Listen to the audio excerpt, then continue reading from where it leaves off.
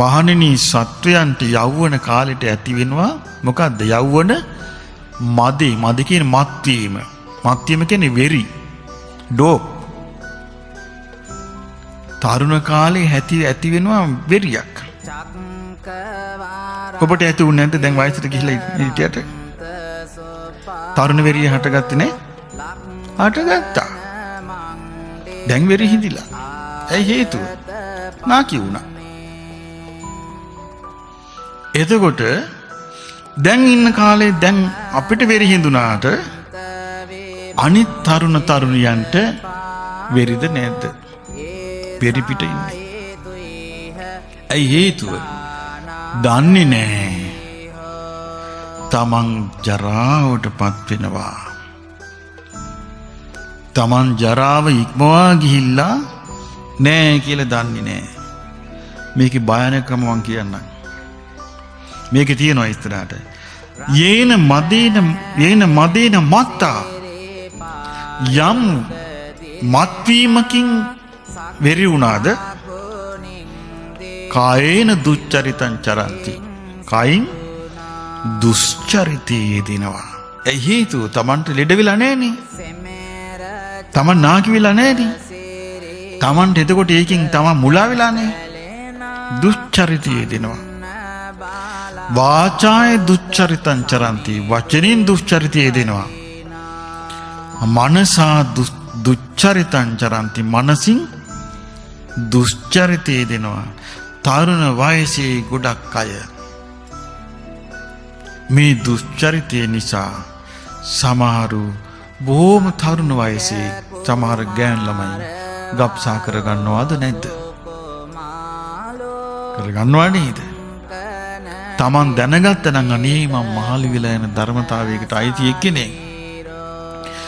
මම මේක ඉක්මවා ගිහලා නැහැ කියලා Tamanට ඒ බඳු අනාගතයක් එනවා කියලා දැනගෙන සංවර වෙනවා. එයාට අර වෙරිය හිඳෙනවා. ඒකටයි බුදුරජාණන් වහන්සේ මේක දේශනා කළේ. තරුණ වයසේදී එයා මොකක්වත් කල්පනා කරන්නේ පිස්සුවෙන් වගේ අර කාම පස්සේ දුවනවා. වයසට ගියාට පස්සේ අනේ අපොයි මොකද්ද මේ මට උනේ? ඒ වයසට ගියාට පස්සේනේ ධර්ම කතාව අහන්න ලැබෙන්නේ. එතකොට වැරදි ගොඩාක් තියෙනවා පොට්ටනිය.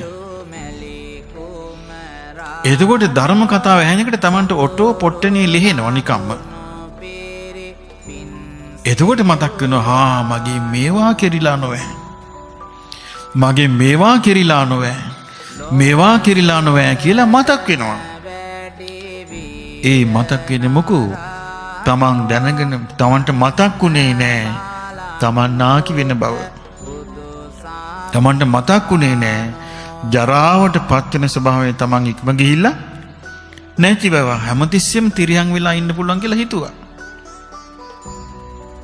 දැන් බලන්න බුදුරජාණන් වහන්සේ කොච්චර දෙයක් අපට මොනතරම් ආරක්ෂාවක් කියලා තියෙනවද? දැන් මේවා තරුණ වයසේ ළමයින්ට අහන්න ලැබෙනවද? නෑ, අහන්න ලැබෙන්නේ අර ජරා ෆෝන් වලින්.